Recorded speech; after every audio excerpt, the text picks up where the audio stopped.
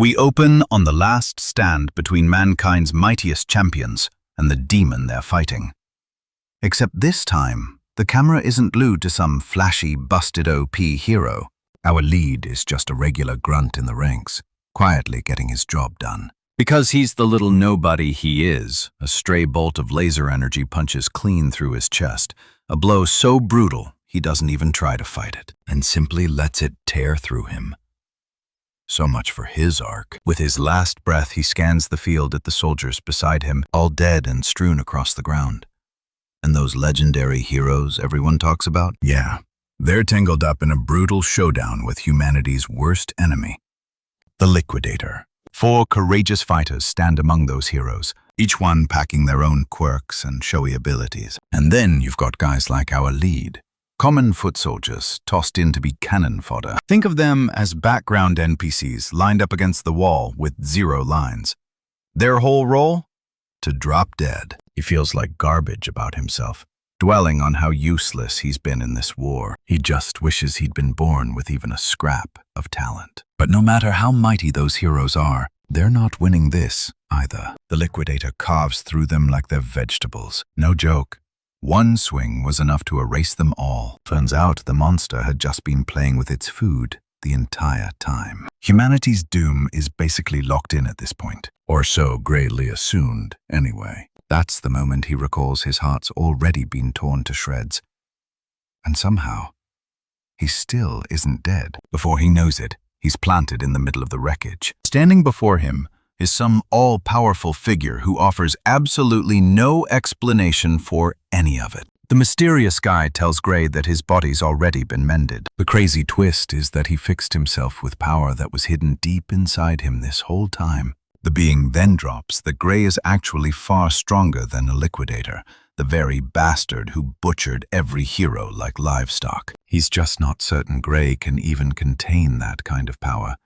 So for the time being, the being loans our guy a slice of his own strength, only enough to bring down the Liquidator.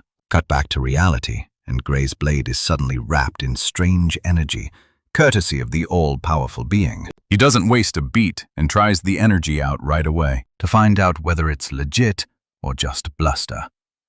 As it happens, the power hits hard enough that the Liquidator actually compliments Gray on his strength.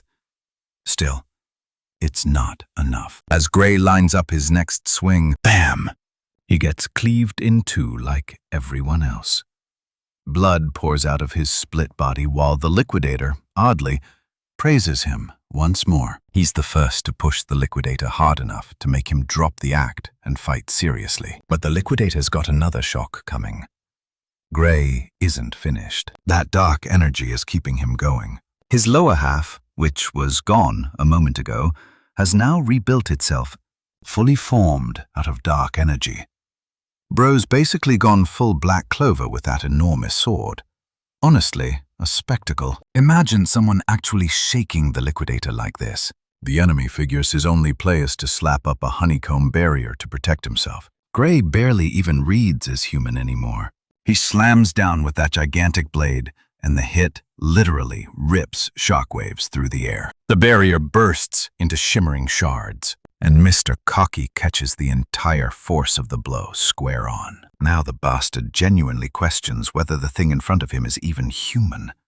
Hell, he's not even sure Gray's still alive. And funny enough, our guy is wondering the exact same thing. But for now, none of that matters except the fight. And yeah, this freak is one tough customer. Yet our guy is just as set on figuring him out and tearing him apart. He won't quit until this threat is gone for good. He lets loose another reckless swing, and the creepy bastard starts oozing this weird golden blood. Reacting, the freak pulls out some godly tear technique and grows celestial wings. Seems like he's now toying with time itself. Daytime flips to night, the moon shining down like a divine spotlight. It's genuinely impressive, and Gray owns that, but not enough to rattle his nerve. He floors it, firing off a surprise strike straight for the Liquidator's throat. Shockingly, though, the sword fails to break through. There's that bizarre barrier around him again. Then he starts rambling stuff that goes right over my head. Supposedly, inside this realm of true dusk, nothing can lay a finger on him. or so the bastard insists. He tells Gray to glance up at the sky and see just how screwed he actually is. So our guy looks up, curious, and spots a dazzling star-shaped thing burning with insane brightness. Then, boom!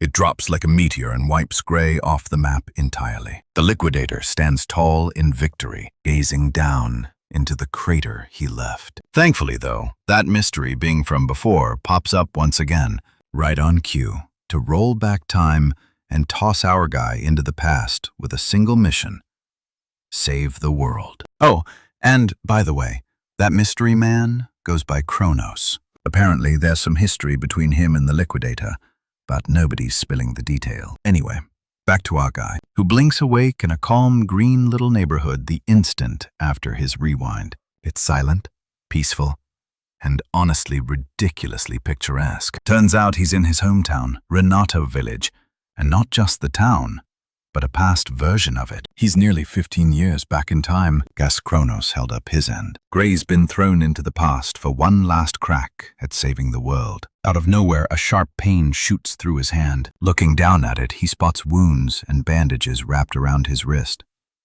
Come to think of it, this was the era when he was basically Belder and his crew's personal punching bag. But getting bullied again after a fresh start would be downright humiliating. Then again, he can't exactly take those guys on directly. Bro is leagues above them now.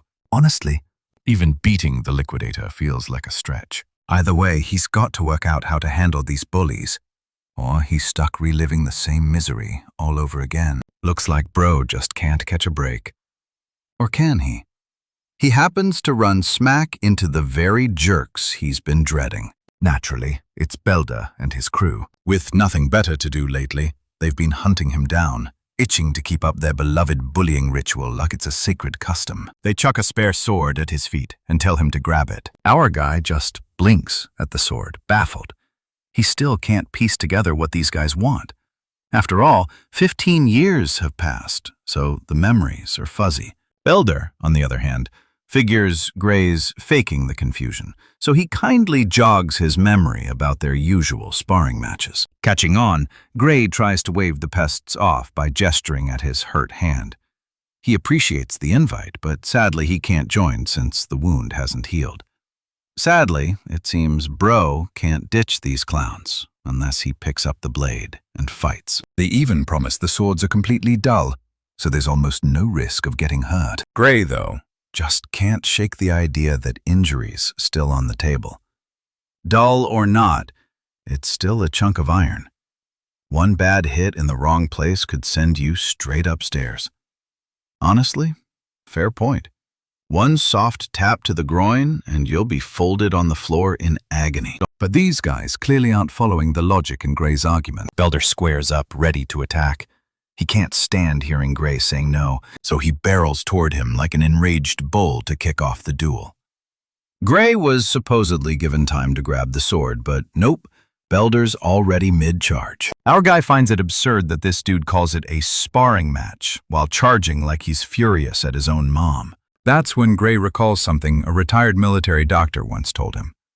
The reason his swordsmanship never advanced was an injury he picked up as a kid. Now that he thinks about it, this might be the exact injury that wrecked his life and doomed him to live like a runt. Belder swings his blade down hard, but Gray smears away and slips the strike. And honestly, even Gray's caught off guard that he pulled the dodge off. Belder's face, meanwhile, scrunches up in irritation at that surprising footwork. He launches another swing, which Gray ducks again. Then a fast jab at his feet gets dodged just as easily. The bastard straining to land a hit on our guy. He's like a man possessed on a mission, hell-bent on putting his opponent down. But Gray weaves through like a ninja on a sugar rush. At first, Gray figured Belder had just gotten slow. But then it clicks that it's not Belder slowing down, it's that he himself has gotten faster. Bro's literally dodging every strike like he's late on rent. Even Belder's crew can't pretend they don't see it. It's like Gray's a whole different guy. He may not have his old body anymore, but he's still got the memories of every fight he ever survived. With all that experience burned into his head, his body's basically running on autopilot. He hardly has to think to slip those swings. Then Gray scoops up the sword to keep this so-called sparring match alive, though it's feeling less and less mock by the second. Belder's choking on his own ego, frantically trying to flatten Gray with that dull blade, but my guy's had enough. He swings his sword for the very first time. The jolt from his powerful swing leaves Belder's hand screaming. Just shows how feeble Belder really is. If Gray's being real, he kind of feels like the loser here, brawling with such a pushover. Still, he figures Belder doesn't deserve a shred of sympathy. He's the scumbag who bullied Gray, robbed him of his future, and caused all that pain. So with all due respect, Gray's about to give Belder a taste of his own medicine. On the next move, Gray casually smacks the sword clean out of Belder's grip, disarming him in a blink. While Belder just stews in the embarrassment, Gray realizes the guy's even worse than he assumed. He seizes the chance to throw a jab, mocking Belder for being useless with a sword. A single strike sent Belder's blade flying. Then again, being unarmed isn't that big a deal. After all, Belder's the one who swore up and down these dull blades were perfectly safe for fighting.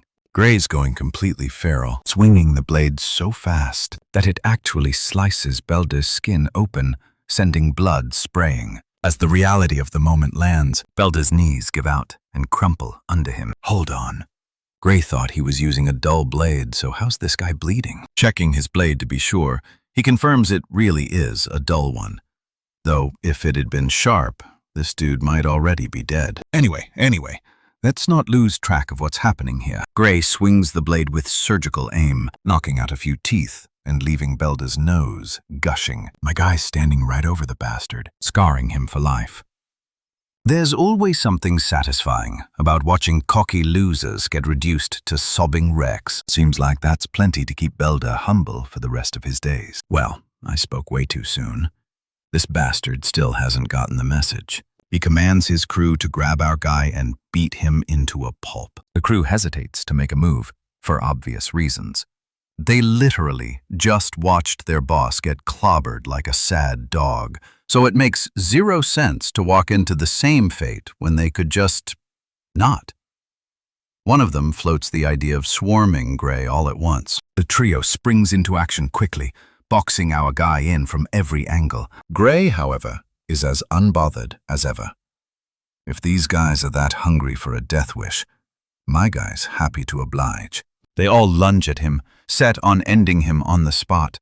At first, Gray had a tiny shred of pity for the clowns and figured he'd let them off, but it's clear they won't quit until they get schooled. So he hands these gutter goblins exactly what's coming to them. Moments later, their faces are puffed up like a baboon's rear after a merciless facial massage. Again, Gray can't believe these walking cry emojis were once his worst nightmare. He recalls this bunch are currently enrolled at Saria's swordsmanship dojo. Belder cops to being students there, though they've skipped lately, since the soggy fools figured they were already strong enough. Pretty low bar for someone supposedly powerful. Not that Gray was expecting much from the dojo anyway. He shows interest in signing up, so he wants these goons to vouch for him. Belder turns down the request, since he can't bear to imagine what happens once his master learns he got his ass handed to him so pathetically. Gray knows just how to handle these guys. He just twirls his sword around to spook the suckers, hinting at the worst case if they don't comply. Funny enough, the little threat works like magic. Belder isn't just humbled. That beating gave him cheetah-level speed. He bolts down the road to reach the dojo. Ass up, even ditching his friends. A bit later, they reach the town. On the way, Belder gets curious why Gray wants into a dojo. Turns out the place holds a recommendation slot for the academy. Our guy doesn't need to spell it out, since he's sure Belder's grown up enough to figure out his real aim. One of the guys wonders why Gray even bothers with an academy when he's already this strong. Little do the fools know. My guy doesn't set the bar that low. He's got his own idea of what enough means. He clearly remembers the day every one of humanity's heroes got slaughtered like livestock in an instant. And that was supposed to be the strongest roster the world had. Forget the heroes. Even he couldn't leave a scratch on that bastard with all the strange power he wielded. Only God knows how much strength it'll take to put that bastard down, though he wasn't entirely without hope back then. The second he got those wicked dark powers, he felt like an all-powerful being capable of leveling anything. What kept him down was his lack of swordsmanship. He'd been leaning on a handful of moves he picked up from the Sword Saint. If only he'd poured more time into training his sword skills like the Sword Saint did, he's fairly sure he could have flipped the whole battle on his own. That's probably why Kronos dropped him here, to grind himself into the ground until he's worthy of wielding that dark, mysterious power again. A bit later, we finally meet the master those goons kept mentioning. The group's getting chewed out for starting a fight with some random civilian. And worse, all they got for picking on that civilian was a humiliating beatdown. This imposing woman is Saria, the swordsmanship dojo instructor. Belda tries to spin it, claiming they weren't really bullying anyone. It was just a friendly spa. The poor sap takes a crushing blow for his lies, a hit hard enough to ship him to the moon one way. His goons quake in terror, just praying to make it through the day. Nothing to fear, fellas. The stunt she pulled was a little lesson for these idiots. If beating up an unarmed guy counts as a friendly spar, then what she just did counts too. She levels her sword at Belder's ugly mug and boots him from the dojo on the spot. And not just him, his goons are out too. With that, the pathetic crew gathers their pathetic loser leader and shuffles out pathetically. She then spins around, sits back on her heels, and apologizes to a new recruit on behalf of the ex-students who gave him grief. My guy waves off the apology. Down to business. She's heard he's off to a recommendation to the academy, which my guy confirms. Since Belder and his second-rate squad put him through trouble, she's willing to write him a letter of recommendation. But first, she wants him to prove he's worth it. Both fighters face off, wooden swords in hand. As the senior, she graciously lets him take the first swing, and so the trading of blows kicks off. They're so fast that all they leave behind are streaks of after-images from their fearsome strikes. Throughout it, Saria does her thing, sizing up our guy's skills. She can tell his swordsmanship is impressively practical for his age. It's like he's lived through countless battles already. Now it makes sense why those clowns got demolished by one person. His style's mostly self-taught, but every now and then, his moves resemble the Academy's curriculum. Probably means someone trained him, though his form's still rough. One thing's certain. He's brimming with raw potential, just waiting to be unlocked and pushed to the max. She's basically struck a diamond in the rough. Having sized him up, she decides to wrap the duel with the next blow she's about to land. My guy steadies himself and parries her attack with zero effort, and the morbid dance starts up again. Bro's parrying every one of her swings like he's allergic to taking hits. This starts to make the woman uneasy. His total lack of hesitation is messing with her head. It's like nothing she throws can crack his stance. Hell, she even starts getting frustrated at herself. To think she has to go all out in a spar that was only meant to gauge this rookie's ability. She gets so overwhelmed that fear creeps in. For a beat, he looks like some demonic entity about to cut loose with something huge. After shrugging off our guy's last swing with ease, she realizes it was just a wild, sloppy swing. After that crazy swing, Gray starts to feel drained and his energy dips. The woman sees him slump and reads it as a gap in his defense, so she pounces like a scrappy cat, only to find herself checkmated right then and there. This off-brand Virgil's daughter is speechless. Just as she thought she'd found the winning move and was set to cut our guy down, the whole thing flipped on her. The broken wooden sword clatters to the floor while Gray stands there stumped. For a split second, he reconnected with the very same dark power he got in his fight against the Liquidator. The fact he tapped a sliver of it now means he still has access to those abilities, even after rewinding to the past. But then it kicks in. A brutal backlash floods his body with so much pain that he buckles to his knees. He can't even hold himself upright while Saria, alarmed, moves to help. Even after using just a fraction of his power, Gray realizes his current body can't channel his abilities. Still, he scrapes together the will to get back on his feet, even as his body shakes.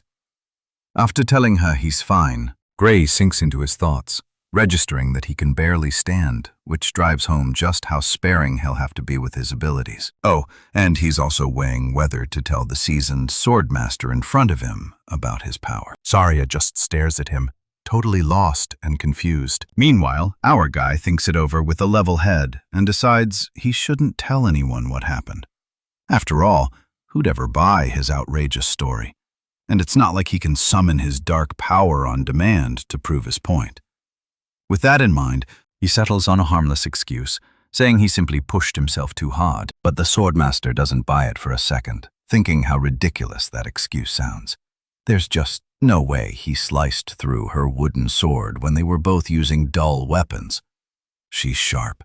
Sharp enough to clock that Gray is hiding something. This knockoff, Virgil's daughter, points the stub of her sword at our guy, prompting Gray to ask if something's wrong. Clearly, from how he's reacting, she gets that he doesn't want to discuss anything right now. Rather than press him on it, she respects his call and asks about his original interest in a recommendation to the academy. Our guy confirms it, mentioning he heard she could help with that. Zarya doesn't deny it. She points out that with her authority alone, she can land him a recommendation to the Royal Academy of Swordsmanship, the finest school their kingdom offers. At the same time, surprisingly, she has no desire to recommend him for that school, adding that Gray isn't a good fit for the academy. Her icy words cut deeper than any blade. Gray starts tearing himself apart inside, questioning his skills and admitting he's too weak. That final attack was the lone highlight of his whole fight. But hold on, Zarya's not done. She keeps going, suggesting that instead of the Royal Academy, the kid should aim for the World Union Academy. What a twist that is. The reveal hits him harder than Truck-kun nailing his isekai victims. The Royal Academy may be the country's best, but the World Union Academy is the best in the entire world. The place is regarded as the peak of swordsmanship. Gray's left speechless, because that very academy churned out the strongest battle squad, including the likes of the Sword Saint, Amy. He immediately challenges Zarya, asking if he's even good enough for such a prestigious school. Amusingly, the girl dashes his expectations, noting that, as he is now, there's no chance in hell he's getting in. The swordmaster knows even Gray is aware of his weaknesses, especially his current sorry excuse for a body. For the Royal Academy, the kid might luck into a miracle on sword skill alone, but that won't fly at the World Union Academy. So yeah, dude's cooked unless he trains like a maniac. Even Zarya's amazed. The kid's got miraculous swordplay talent, yet a stick figure of a body. Doubt starts seeping in, really making Gray nervous about the monstrous opponents he'll face at the World Union Academy. It's no stroll in the park, and with his current body, it's just not happening. Seeing him deflated, Zarya calls out how fast he's throwing in the towel. There are 9 whole months until the Academy's entrance exam, yet, doubting himself again, Gray figures even that won't be enough. Despite her push to motivate him, even Zarya concedes it's a tight window, but even so, she offers him a shot. The swordmaster wants him to trust her over the coming 9 months because she's about to drag him through hell and back. Yeah, something tells me she's gonna channel David Goggins and have this guy run 3 ultra-marathons and crank out 6,000 pull-ups. Anyway, Gray admits that although he'd rather not suffer, he's fresh out of other options. Declaring himself ready, he just hopes the swordmaster will look after him. Zarya takes a shine to his upfront determination. At first, you'd assume it's a nice sign they're kicking things off on good terms. But the mood snaps into pure dread as this knockoff, Virgil's daughter, officially declares the start of his hellish training. Gray's torturous trials began. He trained like Goku and, honestly, ate like him too. She really did put him through a bulking arc. He also got stuck with some sketchy food, but his teacher was merciless and dragged him through all of it. Their sword duels continued as before, all aimed at sharpening his technique. And just like that, 8 months flew by. Congrats to Gray for earning that shredded physique after surviving the grind. Even Zarya's out here, admiring the body on him. Now that they've reached this point, she's got nothing left in her bag to teach him. He's ready to head out into the real world. But her relaxed vibe puzzles Gray, since there's still a whole month before the entrance exam. The knockoff, Virgil's daughter, reminds him he'll burn a ton of time just traveling to the exam site. That's exactly why he needs to head out early. As a parting gift, Saria slips him a bag of money, making sure his trip's smooth and his month's expenses are covered. Now that's a real teacher. As for our guy, he still doesn't love the idea of bailing so soon. Her pushy approach bums him out because he thinks his teacher's shoving him off like he's some burden. Smiling at that, she thinks he's overcomplicating it. Suddenly, Gray brings up a rumor about an ogre nest nearby, snapping Saria to attention. He also notes the village is wide open, thanks to the lack of guards. The swordmaster confirms the nest's real too, since it was found recently. At the same time, she smiles at him, certain nothing bad will go down. Worst case, they'll just lean on the royal capital for backup. Even though Gray's uneasy, she insists his only focus should be acing the exam with no distraction. In his head, he's dead certain his teacher's feeding him a line, soothing him so he won't fret. The royal capital is never sending help to some tiny village, and when the ogres raise it, it'll inevitably end in Saria's brutal death. In his first life, he learned she died taking the fight on alone. Anyway, he keeps all of that to himself and just goes along with it, thanking his teacher for all her help. Gray plans to set off immediately, earning Saria's smile. She and her two big personalities are cheering him on to pass. Days later, we catch a scene of her trekking a dangerous trail toward the nest.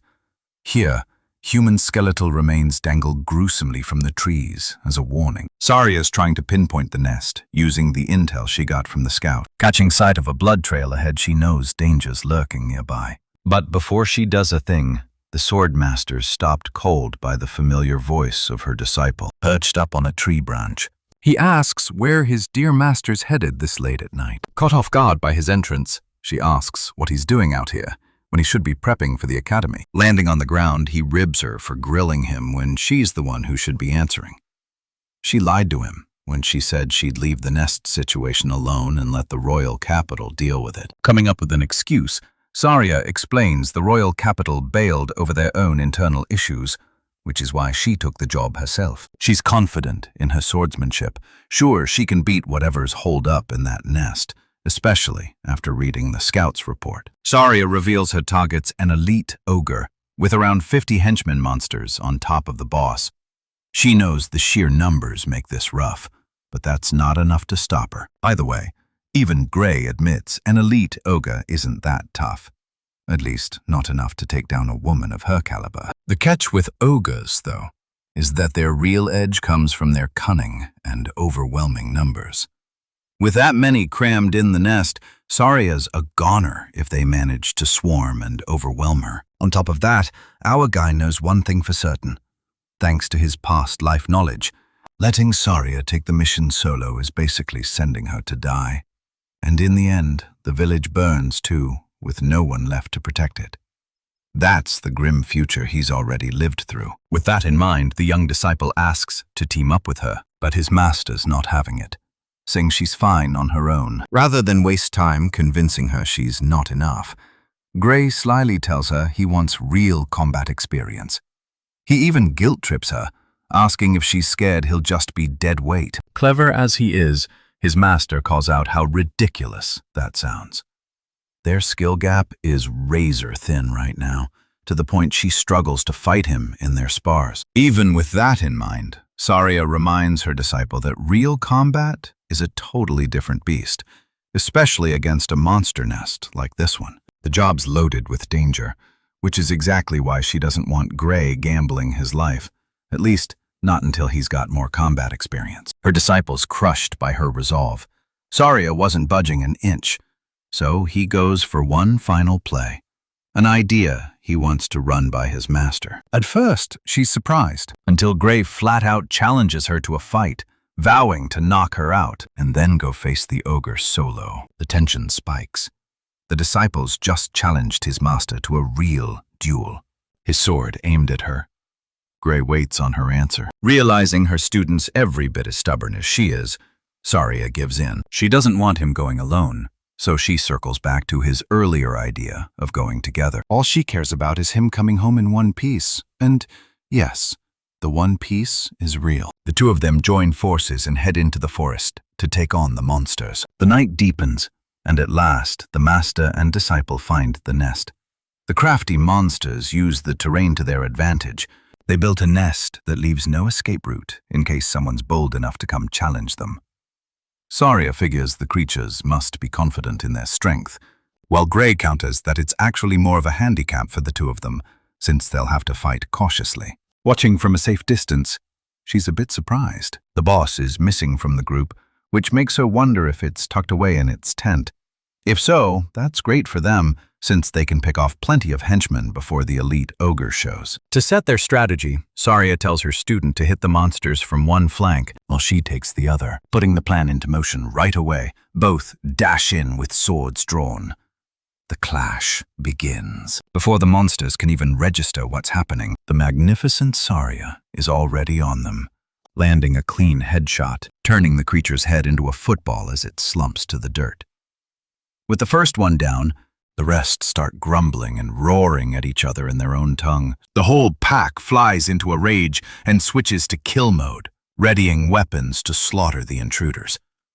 But it doesn't matter, because our guy's gone full beast mode with how he's mowing the horde down. This dude's a one-man army, slicing through several monsters in a single sweep. The graceful Saria's right there with him, flaunting the skills she picked up from Papa Virgil. The two are unstoppable. Gray and Saria cover each other's backs flawlessly.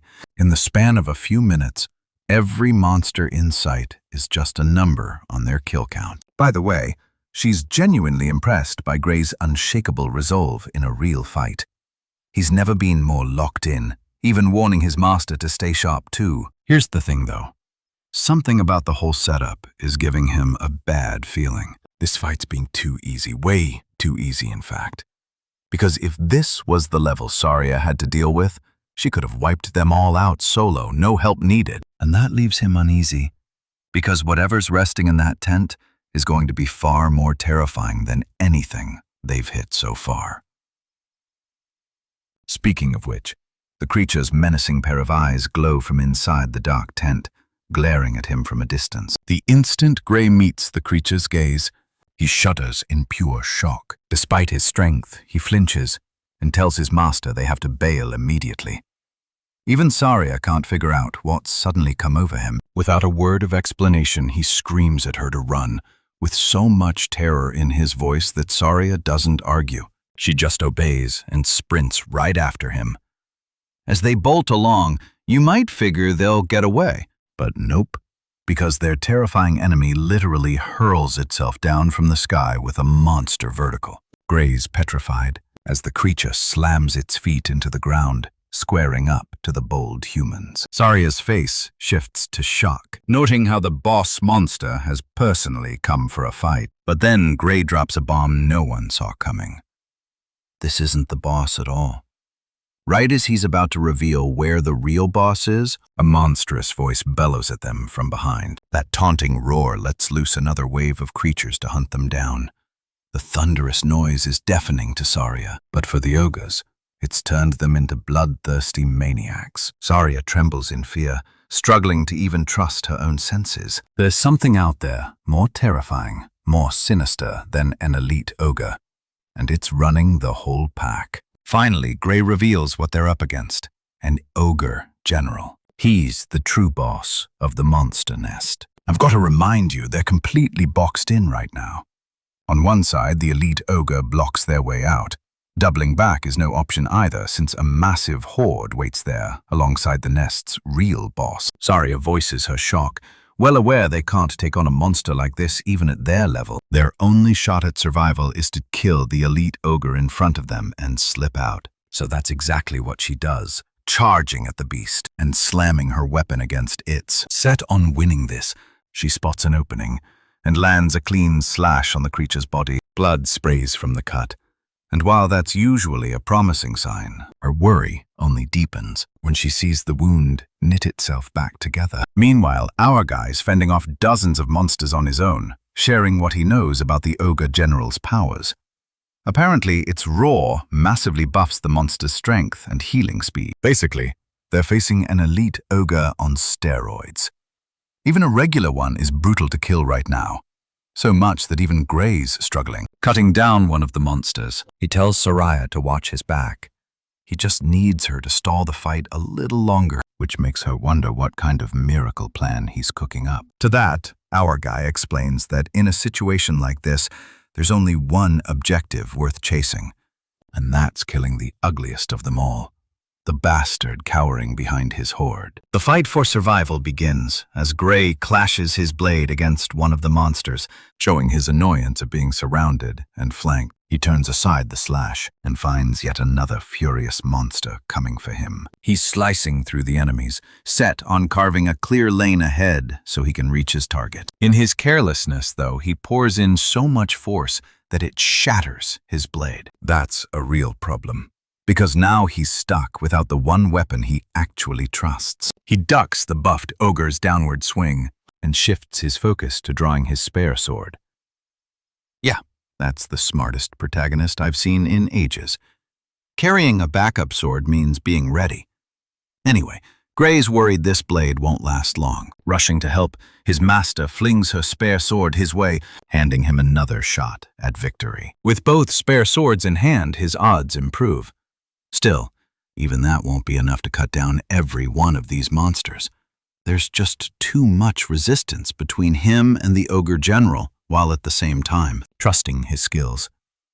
The man goes absolutely unhinged, ripping off a super-speed slash across his enemies. His forward push gets cut short when one of the ogres tries to land a hit. Luckily, he dodges and then swiftly blocks the attack. The fight's draining him, but he's still carved out real progress against the monsters in front of him. The ogre general feels the threat and decides to let out a second monstrous roar. To Gray's dread, the buffed creatures get yet another power boost. This guy's having a rough time, struggling even harder now to deal with them. Gray realizes the ogre general is clever enough to see right through his plan. Now that it knows what the human's after, the ogre general keeps roaring to rile its minions into fighting.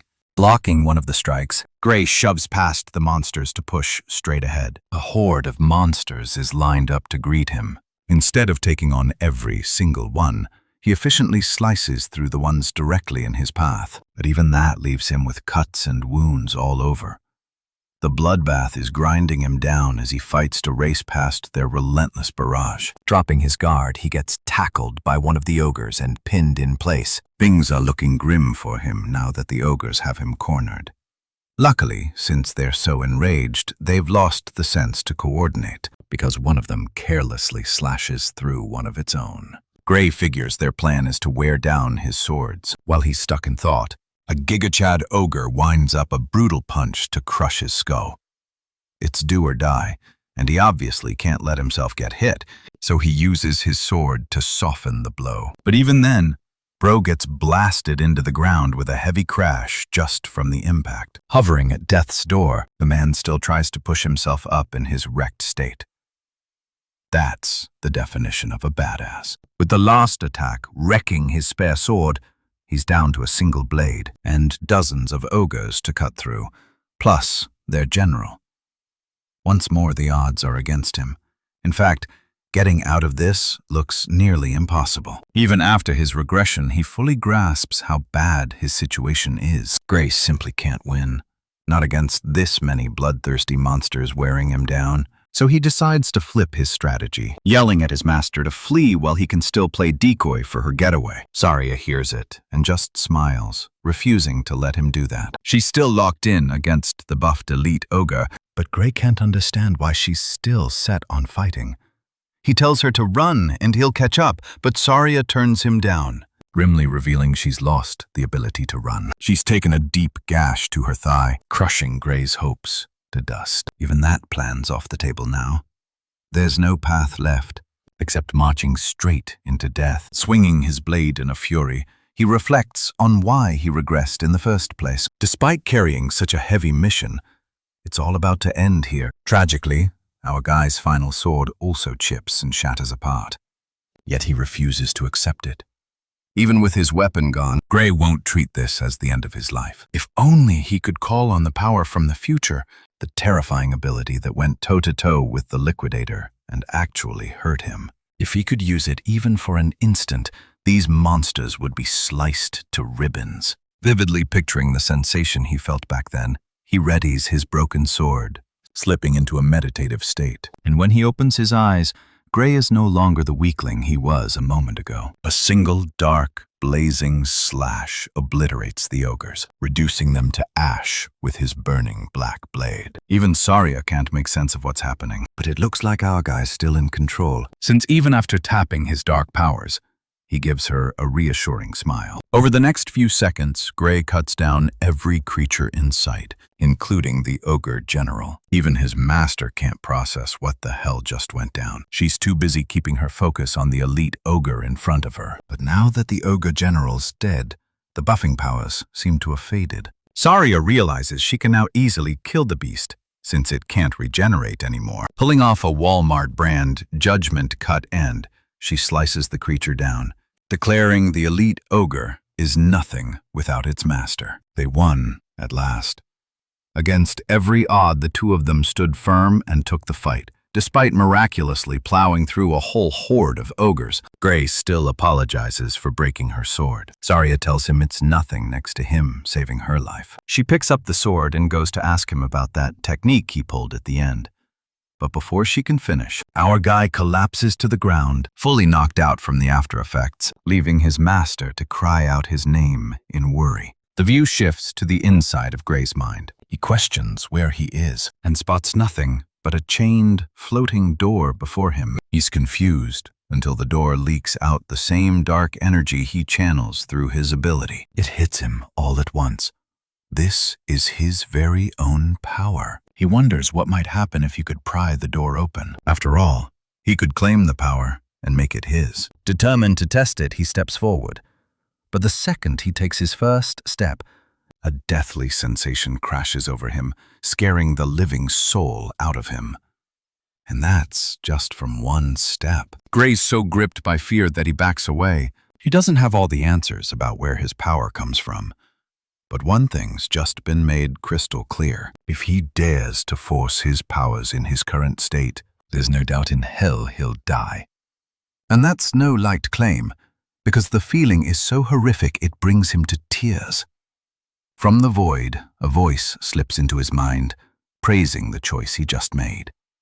Before Gray can dwell on it further, he jolts awake in a panic in his bed. His master's right there beside him, relieved he's finally up. Anxious, he asks where he is. She explains she rushed him to the village infirmary as fast as she could. This dude was out cold for 5 whole days, and I'm so glad the author didn't say 3 like every other story. Anyway, she'd been terrified for his life, while Gray wrestles with the fact that he needed almost a week to recover thanks to the toll of the technique he used. Even Saria thinks he went above and beyond in that fight. It was the very definition of beating the odds. Still, she's worried about his body and asks if he can move okay. To find out, our guy tries to raise his arm, but he can't do a thing. He can barely use it after burning so much energy, and the way he is now, there's no holding a sword with an injury like that. Well, realistically, he wouldn't even be able to handle his own business either, so he'd better sort this out fast. Then there's the bruise on his arm, a leftover from the fight. Saria worries about his condition, knowing he can't move his body well. Gray confirms he's helpless at the moment. Even his master admits the arm won't bounce back anytime soon, revealing that every bone in it has been smashed to pieces.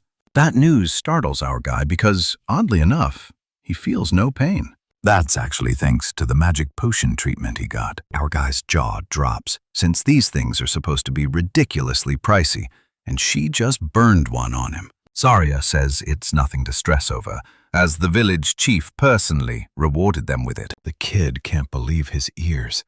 He doesn't even know the village chief, and yet he's gotten a magic potion on the man's dime. Saria thinks he's being dense for not grasping his situation, so she spells it out plainly.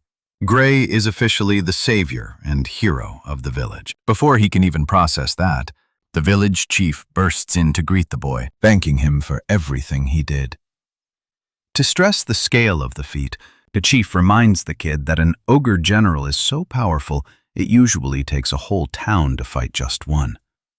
A creature like that menaced their village, and yet a single boy bulldozed through, carving a path and killing the monster, keeping the village safe. For that, the chief is grateful. It's thanks to the brave efforts of the boy and his master that their lives are no longer in danger. Unable to take all the credit, Gray insists they're blowing his deeds out of proportion, but the chief argues it's actually Gray who's downplaying what he did. Pausing to mull it over, Gray reflects on the outcome. He figures maybe the chief's right. Recalling his past life, where this place was torched to ash by raiding ogres, he sees the weight of his accomplishment. The village leader is more than glad to give him a long-winded rundown of what makes him so great. But for now, his focus is the boy's mission to pass the World Union Academy entrance exam. Speaking of which, Gray just remembered his actual goal. He recklessly went off to clear the monster nest just weeks before his exam. With all that time burned, he's only got 2 days left until exam day. Oh, and by the way, just getting there takes 3 whole days on foot. His best bet is a horse to cover the distance in time, but he's flat broke and can't afford one. Out of nowhere, he begs the chief to lend him a horse for the trip. The good news is, the leader already saw the request coming, which is why he's got the finest horse prepped for the journey. Saria smiles, revealing their original plan was to haul him there even if he hadn't woken up today. Some people really do back you through your worst, just like Gray's friends here. And I hope we all run into more of them in life. Gray steps out of the infirmary, only to find the whole village chanting the boy's name and rooting for his exam. They want him to give it his all, and they're not shy about thanking him for what he did. The villagers even chip in a bag of money for him. Everyone donated little by little so he can sign up for the entrance exam and support himself at the academy. The boy is endlessly grateful to the villagers who poured so much love and support onto him. He also jokes about how mortifying it'd be to fail and slink back home. But Saria is wildly confident in her student, stressing that the other exam applicants couldn't take down an ogre general solo. But that's not his only worry. The boy's stressed about his arm, since it's still wrecked with no clue when it'll heal. To that, his master says he should just rely on his left arm for now. Even though his left arm works fine, the issue is he's way more used to his right. But his teacher figures that with his skill, it won't matter. Gray voices his concerns, saying the exam's level might overwhelm him to the point one arm holds him back. But even so, Saria's sure the academy's teachers and examiners have a keen eye. Once they spot his talent, they'll pick him. The boy climbs onto his horse, while his teacher confidently declares he's going to pass. That's the only possible outcome. Thanking her for everything, he vows not to fail. Remembering how the village was leveled in his past life, he's happy these people got a second chance right alongside him. The world's already shifting from this moment on, and he intends to shape the future with his new power. In the next scene, our guy finally arrives at his destination. Gazing ahead, he comes face to face with the grandeur of the World Union Academy. In the arena, the examiner announces the handing out of exam tickets, and all the candidates are to stay in the arena. By the looks of it, there's a huge pool of applicants, but only a slim 20 will lock in a spot in the class. They squabble about the seat count changing every year, since some years the academy took 50 people, while in rare cases, just 1. So the selection rules clearly aren't fixed. Anyway, Professor Ariel steps into the spotlight and moves to the front. She addresses the examinees and explains they'll need to collect the paper she's presenting. With a snap of her fingers, a yellow vortex opens, pouring out magical energy and automatically conjuring the ticket into every examinee's hand. Our guy grabs his ticket. His examinee number is 513 for the fencing course. Professor Ariel adds that the ticket only carries the most essential info, but it's nothing to worry about, since the process is the same every year. She also confirms the academy doesn't care about anyone's age or gender, nationality or class. In other words, they truly couldn't care less whether you identify as an attack helicopter or not. They don't even bother learning names. The candidates fated to pass will be asked for more details, but for the rest of the examinees, it's irrelevant. Professor Ariel even says it's fine to give a fake name, once again proving the Academy just doesn't care. Anyway, trouble finds our guy again, because he showed up without his sword today. Yet he's been put in the fencing course. It makes him question the whole system. Professor Ariel goes on, hilariously explaining she assigned each person a course based on their looks. I know she's supposed to be sharp or whatever, but it's just funny that a minute ago she was preaching about no discrimination, and then she drops this. Ariel's fine with fixing course details if she guessed wrong. Even the examinees figure it's impossible to assign courses on looks alone, especially with this many people. They strongly suspect the Academy must have investigated them ahead of time, which is how they'd know. The idea of mind-reading magic gets floated too. Professor Ariel addresses none of their concerns. All she notices is that nobody's actually complaining about their assigned course. So next, she decides to reveal everyone's exam schedule. The details instantly appear printed on the ticket. Gray's nervous because he's slated to take his exam on day 1, leaving him no time for his arm to heal. Ariel reveals the exam runs only once and decides everything. If the candidate is late, instant disqualification is the only result. She also reminds them their schedules are firm and won't be changed or disputed on request. Bad news for Gray, who's still fighting his recovery. He's praying his body pulls off a miracle and heals by tomorrow. The next day rolls around, and wouldn't you know it, poor guy's arm hasn't healed one bit. He's got no choice but to take the exam like this. Gray's examinee number is called, and he steps forward in frustration. He tries to settle himself and stay optimistic about the situation. Checking his left arm, it seems fine, and he can move his right too if he forces enough strength. His current plan is to closely study the examiner's moves and find a winning angle from them. He's watching a match between a candidate and an examiner. The applicant recklessly charges in to attack, but by the time his attack ends, the examiner's unbothered, casually standing and waiting for the next move. The candidate drags his sword into another slash, but even that swing is hopeless. It gets blocked. And not only that, the examiner deflects his blade before launching him away with one final blow. As his body hits the floor, the examiner calls the result of the exam and tells him to leave the venue. You might think Gray's picked up on something useful, but the funny part is, this man straight up gives up and accepts he's about to get cooked. His number's called to enter the arena. Gray weighs his odds, realizing he obviously can't beat an examiner who demolished a candidate even bigger than him. Inside the arena, our guy's given the first move. Even so, he knows full well this match will be lopsided. Still, he's got to make some kind of statement. The fight starts with Gray rushing in to strike. He recalls his master's advice, that he should use his whole body to drive a powerful slash, not just his arms. Turning that advice into motion, he figures the only way to make up for his ruined right arm is to lean on his other muscles instead. And so he delivers the first swing, which the examiner dodges easily. Even now, Gray finds it hard to fight in his usual style. After all, even while compensating for his right arm, it doesn't change the fact that he's at a serious disadvantage here. The examiner counters, trying to cut him down, but to Gray's amazement, the sword's moving way too slow. It's like he can trace its path without even rushing, so our guy actually blocks the attack cleanly, still feeling the weight of the examiner's force behind it. At the same time, he judges the examiner's technique isn't as polished as Saria's, so if he just zeroes in on the techniques he learned from her, there's a chance he can exploit it and carve out an opening. With that plan locked in, Gray charges in at full force, trying to overwhelm the instructor. Oh, and the instructor's actually getting pushed back. His own speed is his undoing. Gray starts feeling confident, realizing he can take this examiner down easily. His master's words flash through his mind once more. Their blades collide again, but Gray overpowers his opponent with a full deflect, ready to end the battle riding his newfound confidence.